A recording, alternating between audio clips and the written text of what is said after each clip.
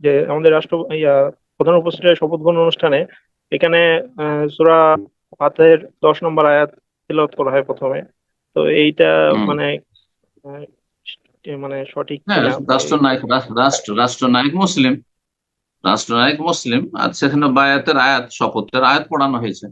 আর শপথ যে পুরোপুরি ইসলামিক সিস্টেমে যদি শপথ হয় তাহলে সেটা ভিন্ন রকম, কিন্তু পুরোপুরি না হলে আংশিক মুসলিম শাসক, মুসলিম দেশ, এবং তারা ইসলামকে অস্বীকার তো করেন না, যে আমরা ইসলাম মানি না। হ্যাঁ, সুতরাং তাদের আনুগত্য আছে।